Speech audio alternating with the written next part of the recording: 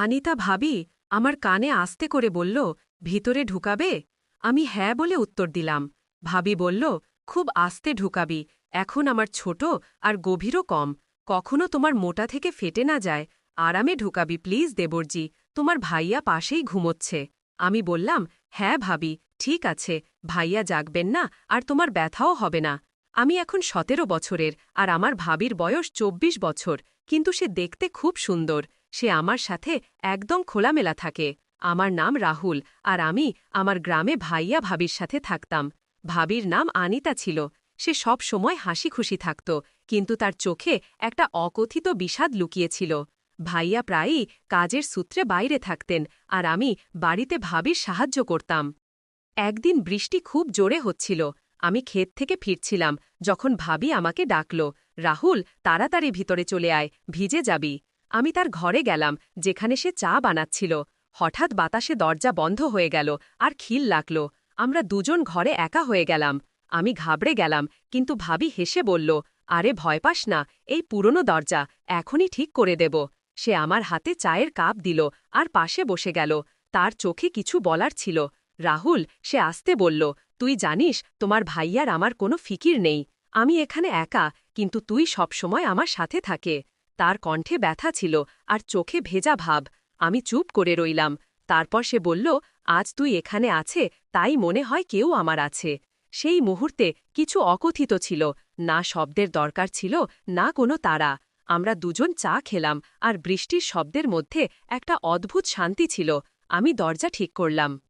সেই দিনের পর আনিতা ভাবি আর আমার মধ্যে একটা অকথিত সম্পর্ক তৈরি হয়ে গেল। দিনভর কাজের পর আমরা প্রায়ই রাতে ছাদে বসতাম, যেখানে তারা জ্বলত আর গ্রামের নিস্তব্ধতা আমাদের ঘিরে ধরত। এক রাতে যখন ভাইয়া আবার শহরে গিয়েছিলেন, ভাবি আমাকে ডাকল, রাহুল, আজ ছাদে চলো।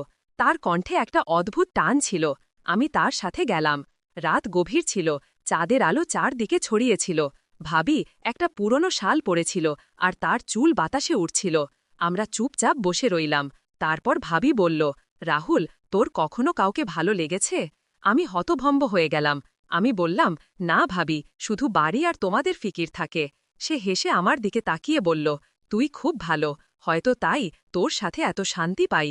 সেই রাতে বাতাস ঠান্ডা ছিল আর ভাবি তার শালের এক কোণ আমার কাঁধে দিল। ঠান্ডা লাগবে তোকে, সে আস্তে বলল। সেই মুহূর্তে একটা গরম আহার ছিল, যা শাল থেকে নয়, তার কথা থেকে আসছিল। আমি তার চোখে তাকালাম আর সেখানে একটা চমক ছিল, যা আগে কখনো দেখিনি। রাহুল, সে ফিসফিস করে বলল, জীবনে কেউ যদি সঙ্গ দেয় তাহলে রাত এত খালি লাগে না। আমি কিছু বলতে পারলাম না, শুধু তার কথা শুনলাম। আমরা দেরি পর্যন্ত চাঁদ দেখলাম আর সেই রাতের নিস্তব্ধতায় আমাদের নীরবতাই আমাদের রোমান্স হয়ে গেল। শব্দের বাইরে শুধু অনুভূতির একটা মধুর সঙ্গীত। সকাল হওয়ার আগে আমরা নিচে নেমে এলাম। পরের দিন পুরো দিন কাজে কেটে গেল। আমি খেতে ছিলাম, কিন্তু আমার মন বারবার গত রাতের ছাদের কথোপকথনে আটকে যাচ্ছিল। আনিতা ভাবির চোচের চমক আর সেই শালের গরমাহাট আমার মনে বারবার ফিরে আসছিল। সন্ধ্যায় যখন বাড়ি পৌঁছালাম, ভাবি রান্নাঘরে ছিল। সে আমাকে দেখে হালকা হাসল আর বলল, রাহুল, আজ রাতে আবার ছাদে চলো, চাঁদ আরও পরিষ্কার দেখা যাবে। আমি সম্মতি দিলাম। রাত গভীর হতে লাগল। খাওয়ার পর আমরা ছাদে গেলাম। এবার বাতাসে একটা অদ্ভুত মিষ্টি গন্ধ ছিল, যেন ফুলের সুগন্ধ দূর থেকে ভেসে আসছে। ভাবি একটা হালকা নীল শাড়ি পরেছিল, যা চাঁদের আলোয় ঝলমল করছিল। আমরা পাশাপাশি বসলাম। রাহুল, সে আস্তে বলল, তোর কখনো মনে হয় না যে জীবনে কিছু বাদ পড়ছে? আমি তার থেকে তাকালাম। তার কণ্ঠে একটা গভীরতা ছিল, যা সরাসরি হৃদয় পৌঁছাচ্ছিল। আমি বললাম, ভাবি, তোমার সাথে সময় কাটানোর পর মনে হয় কিছু বাদ পড়েনি। সে আমার কথা শুনে তার চোখ নিচু করল আর আস্তে আমার হাতে তার হাত রাখল। তার আঙুল ঠান্ডা ছিল, কিন্তু সেই স্পর্শে একটা আগুন ছিল। তুই সত্যি আমার জন্য অনেক অর্থপূর্ণ, সে বলল আর তার চোখে চিকচিক করল। আমি স্তব্ধ হয়ে গেলাম, কিন্তু সেই মুহূর্তে কিছু বলার সাহস পেলাম না। তারপর ভাবি আমার আরও কাছে এলো। চাঁদের আলো তার মুখে পড়ছিল আর তার নিঃশ্বাস আমার মুখ স্পর্শ করছিল। রাহুল, যদি এই রাতটা আমাদের হতে পারে, তাহলে তুই কি আমার সাথে এটা কাটাবি? তার কণ্ঠে একটি প্রশ্ন ছিল, একটি আশা ছিল। আমি ধীরে ধীরে তার হাত ধরে বললাম, ভাবি, এই রাত তোমার আর আমি তোমার সঙ্গে আছি। সে রাতে আমরা বেশি কথা বলিনি, শুধু একে অপরের কাছাকাছি বসেছিলাম।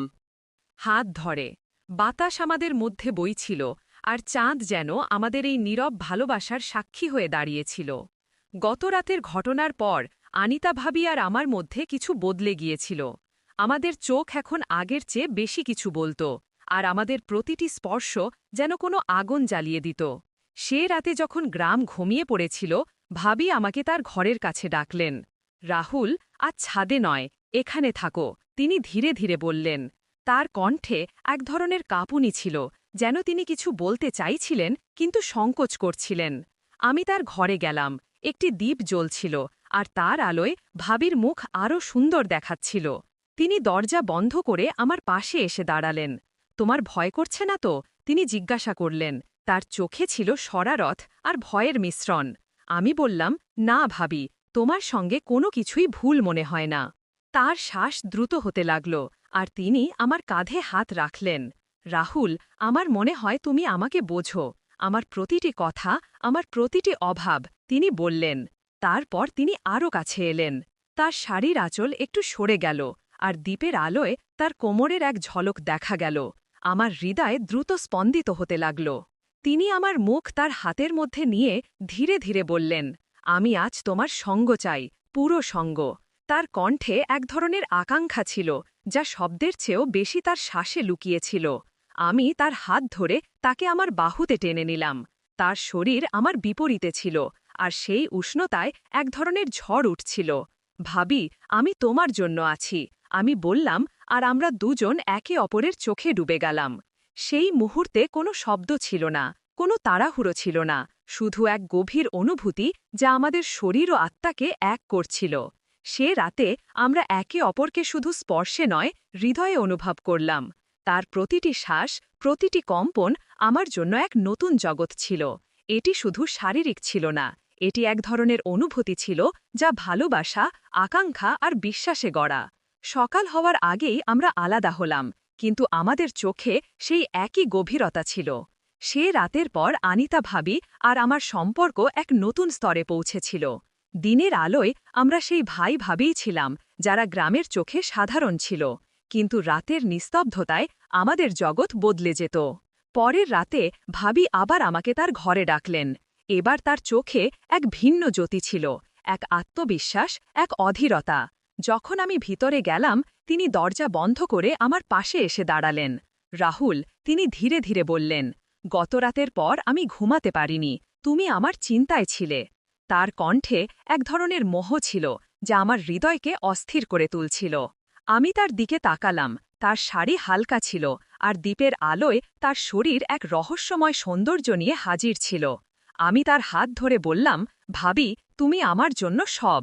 তিনি আমার ঠোঁটে তার আঙুল রাখলেন আর বললেন, আজ শব্দ নয়, শুধু আমরা। তারপর তিনি আমাকে তার দিকে টেনে নিলেন।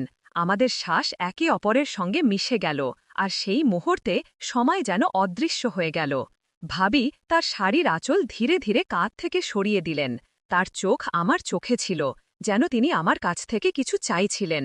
আমি তাকে আমার বাহুতে জড়িয়ে ধরলাম, আর তার উষ্ণতা আমার শরীরে এক শিহরণ ছড়িয়ে দিল। রাহুল, আমার মনে হয় আমি তোমার ছাড়া অসম্পূর্ণ, তিনি আমার কানে ফিসফিস করলেন। তার শ্বাসের উষ্ণতা আর তার কথার জাদু আমাকে মোহিত করছিল। আমরা বিছানায় বসলাম। আমি তার চুলে আঙুল বোলালাম, আর তিনি আমার বুকের সঙ্গে লেগে গেলেন। তার স্পর্শ, তার গন্ধ, সবকিছু আমার হুঁশ উড়িয়ে দিচ্ছিল। তুমি আমাকে সম্পূর্ণ করো, তিনি বললেন, আর ধীরে ধীরে আমার মুখ তার দিকে টেনে নিয়ে আমার কপালে চুমু দিলেন। সেই চুম্বনে ভালোবাসা ছিল, আকাঙ্ক্ষা ছিল, আর এক ধরনের ব্যাকুলতা যা আমাদের দুজনকে একে অপরের মধ্যে হারিয়ে যেতে বাধ্য করছিল। সে রাতে আমাদের নৈকট্য শারীরিকের চেয়েও বেশি আত্মিক ছিল। প্রতিটি স্পর্শে এক প্রতিশ্রুতি ছিল, প্রতিটি শ্বাসে এক গল্প। আমরা একে অপরের এত কাছে ছিলাম যে আমাদের হৃদয় স্পন্দনও এক তালে চলছিল। এটি শুধু আবেগ ছিল না, এটি এক ধরনের মিলন ছিল যা আমাদের আত্মাকে যুক্ত করছিল। সকালের প্রথম আলোর সঙ্গে আমরা আলাদা হলাম, কিন্তু আমাদের চোখে সেই একই আগুন ছিল, সেই একই ভালোবাসা ছিল। ভাবি আমার হাত ধরে বললেন, আর এই রাতগুলোই আমার জীবন রাহুল, আর আমি মনে মনে শপথ নিয়েছিলাম যে আমি তাদের প্রতিটি রাতকে তাদের মতোই বিশেষ করে তুলব। প্রতিটি দিন যেতে যেতে অনিতা ভাবি আর আমার সম্পর্ক গভীর হতে থাকল। দিনে আমাদের কথোপকথন সাধারণ হতো, কিন্তু রাত হলেই আমরা এক অন্য জগতে হারিয়ে যেতাম, যা শুধু আমাদেরই ছিল। পরের রাতে যখন গ্রামের নিস্তব্ধতা গভীর হয়ে এলো, ভাবি আমাকে আবার তার ঘরে ডাকলেন। এবার তার মুখে ছিল এক রহস্যময় হাসি, যেন সে কিছু নতুন বলতে চাইছে। আমি ভিতরে গেলাম। ঘরে শুধু একটি ছোট্ট প্রদীপ জ্বলছিল, আর তার মৃদু আলোয় ভাবি স্বপ্নের মতো দেখাচ্ছিল। সে লাল রঙের শাড়ি পরেছিল, যা তার ত্বকে ঝলমল করছিল। রাহুল, সে আমার দিকে এগিয়ে এসে বলল, আজ আমি তোমাকে কিছু দেখাতে চাই। তার কণ্ঠে ছিল এক মাদকতা, যা আমাকে তার দিকে টানছিল। সে আমার হাত ধরে আমাকে তার পাশে বসাল। তারপর আস্তে করে তার শাড়ির আঁচল সরিয়ে তার গলায় একটি ছোট তিল দেখাল। এটা আমার রহস্য, সে হেসে বলল। কখনো কেউ এত কাছ থেকে এটি দেখেনি। আমি তার সেই মাধুর্য আর সেই মুহূর্তের গভীরতায় হারিয়ে গেলাম। আমি আস্তে করে সেই তিল স্পর্শ করলাম, আর তার শ্বাস দ্রুত হয়ে উঠল। ভাবি, আমি বললাম, আপনি আমার জন্য এক ধাঁধা, যাকে আমি প্রতিটি মুহূর্তে সমাধান করতে চাই। সে আমার দিকে তাকাল, আর তার চোখে এক আগুন জ্বলে উঠল। সে আমার দিকে এগিয়ে এলো, এত কাছে যে তার শ্বাস আমার গায়ে লাগছিল। তাহলে আজ আমাকে সমাধান করে ফেলো, সে ফিসফিস করে বলল। আর সেই মুহূর্তে আমার ভিতরের সব সংকোচ গলে গেল। আমি তাকে আমার বাহুতে টেনে নিলাম। তার শরীর আমার গায়ে লেগেছিল, আর সেই উষ্ণতায় এক ঝড় উঠছিল। সে আমার কাঁধের কাছে ঠোঁট এনে বলল, রাহুল, আজ আমার মনে হচ্ছে আমি শুধু তোমার জন্যই তৈরি হয়েছি। তার কথায় আমার হৃদয় কেঁপে উঠল। আমি তার মুখ আমার হাতের মধ্যে নিয়ে ধীরে ধীরে তার চোখের দিকে তাকালাম। তারপর কিছু না বলে আমি তার কপালে চুমু দিলাম, আর সে আমার বুকের সাথে লেগে গেল। সেই রাতে আমাদের রোম্যান্স শব্দের বাইরে ছিল। আমি তার চুলে হাত বুলালাম, তার কোমরে হাত ঘুরালাম, আর প্রতিটি স্পর্শে তার মোহ অনুভব করলাম। সে আমার কাঁধে মাথা রেখে বলল, তোমার স্পর্শে সেই জাদু আছে, যা আমাকে বাঁচিয়ে রাখে।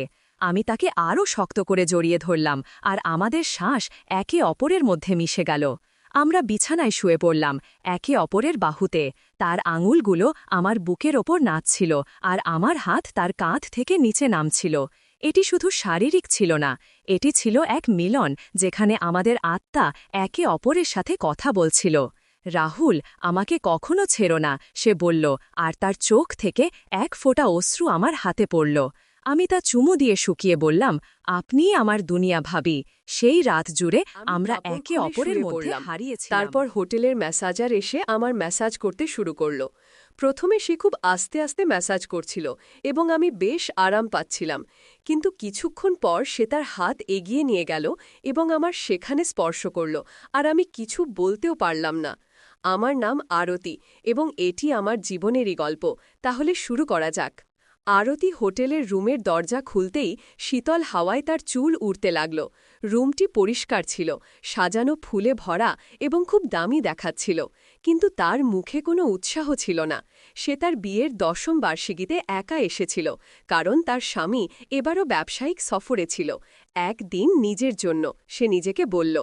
আরতি দরজা বন্ধ করল, চপ্পল খুলে ফেলল, এবং ধীরে ধীরে ব্যাগ থেকে তার কাপড় বের করল। সে আয়নার সামনে দাঁড়াল, নিজেকে দেখল যেন বছরের পর বছর পর। ক্লান্তি তার চোখে স্পষ্ট ছিল, শুধু শারীরিক নয়, সেই সম্পর্কেরও, যেখানে সে প্রতিদিন কিছুটা করে কমে যাচ্ছিল। সে গরম পানি চালাল এবং ধীরে ধীরে তার কাপড় খুলতে শুরু করল। বাথরুমটি খুব সুন্দর ছিল, মার্বেলের দেয়াল, হালকা মাঝারি আলো। আরতি শাওয়ার চালাতেই এক ধরনের আরাম নেমে এলো। পানির প্রতিটি ফোঁটা যেন গত বছরের ভার ধুয়ে দিচ্ছিল। কিন্তু ঠিক তখনই এক অদ্ভুত শিহরণ তার পিঠ বেয়ে গেল, যেন কেউ তাকে দেখছে। সে দ্রুত পিছনে ফিরে তাকাল, কিন্তু সেখানে কেউ ছিল না। আমি পাগল হয়ে গেছি নাকি, সে নিজেকে বলল, শুধু ক্লান্ত। আরতি তোয়ালে জড়িয়ে বাইরে এলো এবং হোটেলের ফোনে রিসেপশনকে কল করল। হ্যালো, আমি আজই একটি রিল্যাক্সিং বডি ম্যাসাজ চাই। নিশ্চয় ম্যাডাম, আমাদের একজন প্রফেশনাল আছে, বিজয়। সন্ধ্যা 7টা কি ঠিক হবে? হ্যাঁ, সে কিছুটা দ্বিধায় বলল। সন্ধ্যা 7টায় দরজায় একটি খটকা শোনা গেল। আরতি দরজা খুলতেই সামনে দাঁড়িয়েছিল প্রায় 38 বছরের একজন মানুষ। গভীর চোখ, সাধারণ পোশাক এবং হালকা হাসি। হ্যালো ম্যাডাম, আমি বিজয়, মে আই কাম ইন? তার কণ্ঠে কোনো কৃত্রিমতা বা দ্বিধা ছিল না। আরতি নিঃশব্দে মাথা নাড়ল। Where would you like me to set up the towel? সে জিজ্ঞাসা করল। আরতি জানালার দিকে ইশারা করল।